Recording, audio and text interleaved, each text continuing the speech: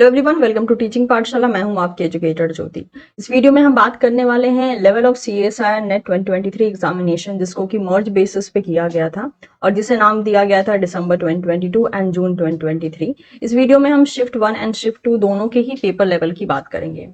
Make sure ये जो video का जो भी इंफॉर्मेशन है, ये इंफॉर्मेशन मैं स्टूडेंट के फीडबैक के बेसिस पे दे रही हूँ। जितने भी स्टूडेंट से मेरी बातें हुई हैं उनके फीडबैक के अकॉर्डिंग आज मैं आपके सामने जो है एक रफ बेसिस पे आप कह सकते हो कि हम लेवल के बारे में बात करेंगे, एज वेल एज कंपेयर करेंगे कि शिफ्ट 1 और शिफ्ट 2 में क्या क्या डिफरेंसेस थे, क्या सिमिलरिटी थी और टफ शिफ्ट कौन सा रहा है। और फाइनल जो हमारे पास रिजल्ट आएगा like in the form of a percentile या फिर नॉर्मलाइजेशन, वो क्या क्या हो सकता है। तो ये जो वीडियो होगा वो कंप्लीटली फीडबैक के बेसिस पे होने वाला है। तो लेट्स प्रोसीड। तो अब अगर हम बात करते हैं लेवल ऑफ सीएसआई नेट 2023, तो सबसे पहले हम बात कर लेते हैं आपके शिफ्ट 1 की। शिफ्ट 1 के जो स्टूडेंट हैं उनसे ऑब्वियसली मॉर्निंग टाइम में जो भी मुझे फीडबैक मिला, मैक्सिमम बच्चों से जो फीडबैक मिला वो ये था कि पेपर का जो लेवल है उनको अच्छा लगा। लेकिन ऑफ कोर्स कुछ ऐसे भी बच्चे हैं जिनका कहना है कि पेपर का लेवल टफ है। तो जो मेरा मानना है, जितना मैंने फीडबैक रिसीव किया है और एज वेल एज इस पेपर का अच्छे तरीके से जो एनालिसिस है, वो एक वही बच्चा कर सकता है जो पिछले 1 साल से लगभग तैयारी कर रहा हो। क्योंकि जिस बच्चे की तैयारी नहीं है, ऑब्वियसली उसके लिए ये पेपर एक टफ लेवल का पेपर होने वाला है। और जिसकी तैयारी मतलब हम ये भी नहीं कह सकते कि बहुत ज्यादा है, बट ऑन एन एवरेज एक जो स्टैंडर्ड रिक्वायरमेंट होती है कि एक पेपर को समझने के लिए, उसे एनालिसिस करने के लिए ऑब्वियसली उस सब्जेक्ट पे आपको 6 महीने से लेके 1 साल तक का टाइम स्पेंड करना पड़ता है। तो जितना मुझे समझ में आया है, कुछ मेरे ऐसे भी स्टूडेंट्स हैं जिन लाइक जो कि एक सिंसियर कैटेगरी में आते हैं, जिन्होंने सिंसियर तरीके से पिछले 1 साल से तैयारी की है, तो उनके फीडबैक के बेसिस पे अगर मैं कहती हूँ तो जो पेपर का लेवल था it was good to moderate, यानी अच्छा भी हम कह सकते हैं, as well as moderate level का, मतलब कि जो टफ भी नहीं है और जो बहुत इजी भी नहीं है, इस लेवल का पेपर था। तो मैं इसको गुड एंड मॉडरेट के बीच का मान रही हूँ शिफ्ट 1 के पेपर को। शिफ्ट 1 की अगर मैं पार्ट बी की बात करती हूँ, तो जितना मुझे स्टूडेंट से पता चला है, पार्ट बी जो था ऐसा भी नहीं था कि उसको टफ कह सकते हैं, बट ऐसा भी नहीं था कि उसे हम इजी कह सकते हैं। ऐसा था कि मॉडरेट था और स्टूडेंट का कहना था कि काफी ऐसे भी क्वेश्चन थे जो कि काफी ज्यादा डायरेक्ट पूछे गए थे। मतलब कि हम ये कह सकते हैं कि स्कोर करने लायक पार्ट भी आया था। और जो क्वेश्चन की हम बात करें, काफी ऐसे बच्चों ने कहा है कि जो क्वेश्चन है वो ज्यादा इन डेप्थ बेसिस पे पार्ट बी में नहीं गए। कुछ कुछ क्वेश्चन में इन डेप्थ बेसिस पे सवाल पूछा गया था, बट कुछ ऐसे भी पोर्शन थे जिसमें कि ज्यादा इन डेप्थ में नहीं गया।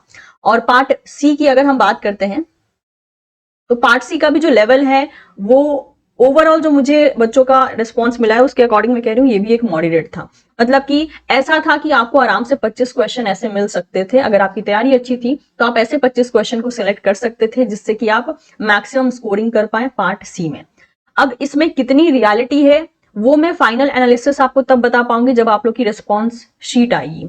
उस रिस्पॉन्स शीट को देखकर मैं एक एनालिसिस आपके सामने प्रेजेंट कर पाऊंगी कि यस एक्चुअल में पेपर का लेवल क्या था, किस टाइप के क्वेश्चंस थे एंड एवरीथिंग। ये जो बातें मैं शेयर कर रही हूँ ये तो मैं सिर्फ और सिर्फ फीडबैक के बेसिस पे बात कर रही हूँ जो मुझे बच्चों से मिला है। पार्ट सी जैसे हमने कहा ये एक मॉडरेट बेसिस पे था। और साथ ही साथ स्टूडेंट्स का ये भी कहना था कि इस बार मैच द फॉलोइंग पोर्शन काफी ज्यादा आया था। काफी ज्यादा मतलब मैक्सिमम पोर्शन को जो है मैच द फॉलोइंग ने कवर करके रखा था। और अगर मैच द फॉलोइंग आपको ज्यादा मिले थे तो मेरा मानना है कि आपका टाइम सेविंग भी शायद अच्छा हुआ होगा। और आपका जो मैच द फॉलोइंग में गलती होने के ना चांसेस थोड़े कम होते हैं। मतलब आप 2 से 3 ऑप्शन को पढ़ के ही समझ जाते हो कि या तो ये मैच द फॉलोइंग आपको आता है या तो नहीं आता है। मतलब या तो आप वहां पे टाइम इन्वेस्ट करोगे तो उस क्वेश्चन को सही करोगे, या तो ऑब्वियसली आपको वो क्वेश्चन लीव करना पड़ेगा। तो मैच द फॉलोइंग जो है सबसे ज्यादा आए थे। अगर हम बात करें तो इसके बाद का जो उन्होंने पोर्शन बोला था वो बोला था कॉम्बिनेशन टाइप क्वेश्चंस, इसके बाद जो है अच्छे खासे थे। Yes, combination type questions obviously हर साल ही लगभग आते हैं आपके। और कॉम्बिनेशन टाइप क्वेश्चन में कुछ कुछ ऑप्शंस के ऐसे कॉम्बिनेशन होते हैं जिससे कि आपको एक तरीके से आसानी हो जाती है ऑप्शन को सेलेक्ट करने में। जैसे मान लीजिए सी ऑप्शन गलत है और सी ऑप्शन जो है तीनों 3 ऑप्शन में है, तो ऑटोमेटिकली आप उन तीनों ऑप्शन को एलिमिनेट कर सकते हो। अगर कॉम्बिनेशन ऐसा आया होगा तो इट्स वेल एंड गुड, बाकी तो मैं आपको पेपर देखने के बाद ही बता पाऊंगी। तो ये जो था वो था शिफ्ट 1 की बात। अगर मैं यूनिट वाइज डिस्ट्रीब्यूशन की बात करूं तो यूनिट वाइज डिस्ट्रीब्यूशन में मुझे काफी ज्यादा मिक्स्ड आंसर मिले। जैसे कोई बच्चा कह रहा है मैम एक यूनिट से एक ही क्वेश्चन आया था, किसी बच्चे का कहना है कि बायोकेमिस्ट्री से क्वेश्चन कम आए थे, कोई बच्चा कह रहा है नहीं मैम बायोकेमिस्ट्री से क्वेश्चन ज्यादा आए थे। सिमिलर बेसिस पे मल्टीपल यूनिट्स के लिए मल्टीपल रिस्पॉन्सेस आए हैं। तो इसलिए मैं यूनिट वाइज आपको अपनी तरफ से कुछ भी सजेशन नहीं दे पाऊंगी फिलहाल के लिए, बिना पेपर देखे कि किस यूनिट से कितना क्वेश्चन आया था। क्योंकि कुछ ग्रुप ऑफ स्टूडेंट ऐसे हैं जिनका मान है, जैसे फॉर एग्जाम्पल किसी ने कहा कि प्लांट फिजियोलॉजी कम आया था और कुछ ग्रुप ऑफ स्टूडेंट ऐसे हैं जिनका कहना है कि प्लांट फिजियोलॉजी ज्यादा आया था। तो मैं अभी डिसाइड नहीं कर पा रही हूँ कि एक्चुअल में इसी तरीके से मैक्सिमम यूनिट के लिए मिक्स टाइप का रिस्पॉन्स स्टूडेंट से मिला है। तो मे बी शायद वो प्रॉपर ढंग से जज ना कर पाए हों कि कौन सा क्वेश्चन किस यूनिट से पूछा गया है, या फिर क्वेश्चन का लेवल भी ऐसा हो सकता है जिसको कुछ कुछ क्वेश्चन होते हैं ना जिसको पढ़ के समझ में नहीं आता कि यार ये सेल सिग्नलिंग से आया है या सेल बायोलॉजी से आया है या बायोकेमिस्ट्री से आया है। तो कभी कभी हमें कंफ्यूजन हो जाता है। तो यूनिट वाइज अगर मैं बात करूं कि किस शिफ्ट में किस टाइप के क्वेश्चन पूछे गए थे, तो वो अभी फिलहाल में मैं आपको नहीं बता पाऊंगी क्योंकि मुझे प्रॉपर ढंग से इसके लिए रिस्पॉन्सेस नहीं मिले। अब अगर हम बात करते हैं शिफ्ट 2 की, जो कि इवनिंग में हुआ था, तो इसका इस ओवर ओके फाइन, शिफ्ट 1 की मैं बात करूं तो ओवरऑल जैसे मैंने कहा paper was good to moderate. और जो शिफ्ट 2 के बच्चे हैं जो मुझे फिलहाल में रिस्पॉन्स मिला है, उनका कहना है कि पेपर का जो लेवल है वो मॉडरेट टू टफ गया है। ऑल्दो जहां तक अभी तक जो पेपर का एनालिसिस मैंने किया है, मतलब पिछले 10 साल के जो पेपर हैं, सीएसआर कोशिश करता है कि उसके पेपर का लेवल मॉडरेट रहे। तो जहां तक मेरा मानना है, may be the paper was moderate only. कुछ एक आध क्वेश्चंस ऐसे होते हैं ना जिनको देखकर आपको ऐसा एजम्पशन होता है कि पेपर इज टफ, लेकिन मेक श्योर पेपर का कितना ही ऐसा percent, like more than 10% portion ऐसा होता है जो कि टफ बनाया जाता है। क्योंकि सीएसआर में आने वाले हर एक क्वेश्चन जो है आपके आंसर का डिमांड नहीं करते हैं, कुछ कुछ क्वेश्चन बने ही होते हैं छोड़ने के लिए। तो अगर आप इस टाइप के क्वेश्चन के साथ डील करते हो तो आपको ऐसा एजम्पशन होता है कि पेपर टफ लगा था। आपसे एक रिक्वेस्ट है कि जब वो पेपर वापस आपके पास आएगा ना रिस्पॉन्स शीट के फॉर्म में, तो एक बार आप घर पे सॉल्व करके देखिएगा। तो फॉर श्योर अभी जो आप कह रहे हो कि मॉडरेट टू टफ है, उस टाइम पे आप कुछ और कहोगे। क्योंकि एक तो जो हमारा पैनिक लेवल होता है ना एग्जाम हॉल में, वो भी हमें प्रॉपर ढंग से पेपर को मतलब आप कह सकते हो कि एनालिसिस नहीं करने देता है, क्योंकि उस टाइम पे हम बहुत ज्यादा पैनिक लेवल में होते हैं। एनीवेज, जो मुझे बच्चों से जो रिस्पॉन्स मिला है वो मिला है मॉडरेट टू टफ का। आप अपने व्यूज भी कमेंट सेक्शन में शेयर कर सकते हैं, मैं मुझे पढ़ के काफी खुशी होगी और मुझे जानने को भी मिलेगा कि यस, कुछ बैच ऑफ ऐसे स्टूडेंट हैं कि जिनसे मेरी बात हुई है, तो मुझे पता चला काफी ऐसे बच्चे हैं जिनसे मेरी बात अभी नहीं हुई है, तो मे बी मैं उनका पॉइंट ऑफ व्यू नहीं जान पा रही हूँ। लेकिन of course you all are most welcome in the comment section, do share your views कि आपका इस बारे में क्या कहना है अगर आपने शिफ्ट 1 या शिफ्ट 2 का पेपर दिया है। तो जैसे कि मैंने कहा बच्चों की जो रिस्पॉन्स है उसके बेसिस पे मैं कह रही हूँ कि जो पेपर का लेवल उन्होंने मुझे बताया वो है मॉडरेट टू टफ। उनका कहना है कि पार्ट बी जो है उनके लिए टफ आया था और पार्ट सी जो है वो मॉडरेट था। तो ये केस जो है हर साल ही लगभग होता है कि पार्ट बी को जो है हम मॉडरेट टू टफ लेवल में ही डालते हैं, क्योंकि जहां तक मेरा मानना है पार्ट सी से भी ज्यादा चैलेंजिंग पार्ट बी होता है, क्योंकि या तो वहां पे आपको क्वेश्चन आते हैं या तो नहीं आते हैं। लेकिन पार्ट सी में ऐसा होता है कि मे बी क्वेश्चन आप पढ़ते हो, कुछ टाइम स्पेंड करते हो, तो आप थोड़ा बहुत तो क्वेश्चन को सॉल्व कर पाते हो। लेकिन पार्ट बी में ऐसा नहीं होता, आपको 1 मिनट के अंदर अंदर पता चल जाता है कि हिसाब से क्वेश्चन होने वाला है या नहीं होने वाला है। तो ऑफकोर्स इस बारे में जो है मैं कुछ ज्यादा शॉक नहीं हुई। अगर कोई कहता पार्ट बी इजी आया था तब एक शॉकिंग मतलब एक फेज होता, लेकिन पार्ट बी का हमेशा ही लेवल जो है मॉडरेट टू टफ कैटेगरी में फॉल होता है। पार्ट सी मॉडरेट था, क्वेश्चन ऐसे थे कि किए जा सकते थे। एंड ओवरऑल जो मुझे रिस्पॉन्स मिला वो ये था कि बच्चों को पेपर मॉडरेट टू टफ लगा है। तो अगर मैं ओवरऑल कंक्लूड करती हूँ, मतलब कंपैरेटिव बेसिस पे, ठीक है, अगर मैं कंपेयर करूं कि ओवरऑल जो शिफ्ट 1 एंड शिफ्ट 2 था, तो जितने मुझे रिस्पॉन्स मिले हैं, मुझे काफी अच्छे अच्छे रिस्पॉन्स मिले हैं from shift 1, okay. And shift 2 से जो रिस्पॉन्स मिले हैं वो लाइक ओके ओके मिले हैं। तो जो मेरा एनालिसिस कहता है माइट बी कंपैरेटिव बेसिस पे इस बार शिफ्ट 1 ज्यादा अच्छा आया था। इजी नहीं कहूंगी, शिफ्ट 1 से पेपर अच्छा आया था कंपेयर टू शिफ्ट 2।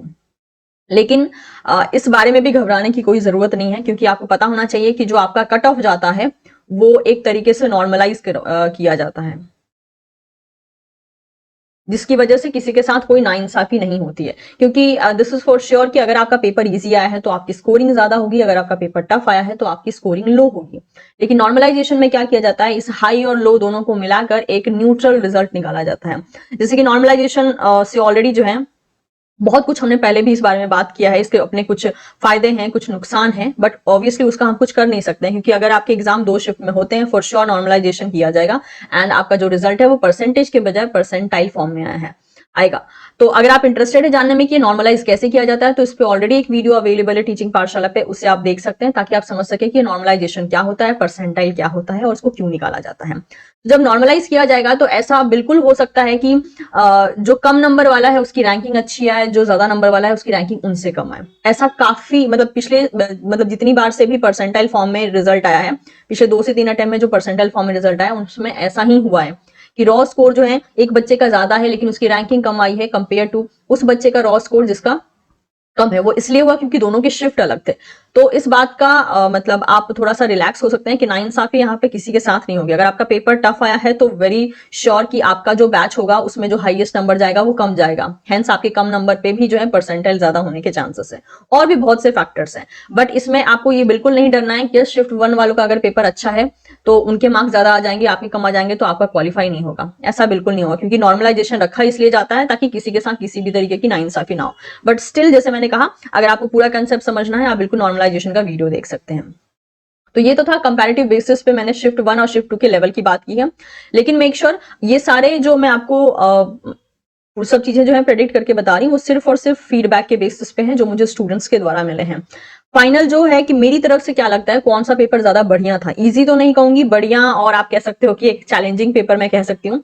तो कौन सा पेपर बेस्ट आया था, कौन सा पेपर ज्यादा चैलेंजिंग था, वो मैं जब मैं खुद पेपर देखूंगी तब मैं बता पाऊंगी। अभी जो ये रिजल्ट है ये बिल्कुल जो है स्टूडेंट के फीडबैक के बेसिस पे मैं आपके सामने रख पा रही हूँ।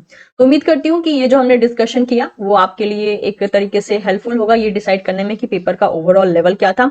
अगेन शिफ्ट 2 में भी मेरे लिए कंपैरेटिव बेसिस पे ये बताना कि किस यूनिट से कितने क्वेश्चन आए थे ये डिफिकल्ट है, क्योंकि अगेन जैसा शिफ्ट 1 के साथ मिक्सअप होकर स्टूडेंट आंसर दे रहे हैं कि एक यूनिट से आया था क्वेश्चन, दूसरे यूनिट से बिल्कुल नहीं आया था, जिसकी वजह से क्या हो रहा है कि हम खुद नहीं डिसाइड कर पा रहे हैं कि किस यूनिट से कितने क्वेश्चन आए थे। Anyways that is not the biggest issue, हम उसको बाद में भी डिस्कस कर सकते हैं जब पेपर हमारे सामने आएगा। Do share your views in the comment section अगर आपको भी कुछ इस बारे में कहना है तो, या फिर आपके पास कुछ नया एक्सपीरियंस है तो।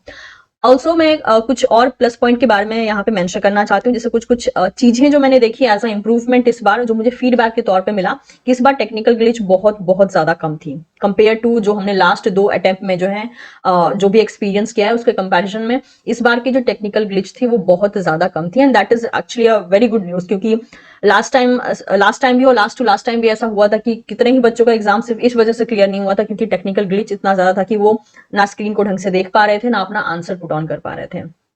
Second plus point was there calculator दिया गया था जो कि लास्ट टाइम मेंशन करने के बावजूद भी प्रोवाइड नहीं किया गया था।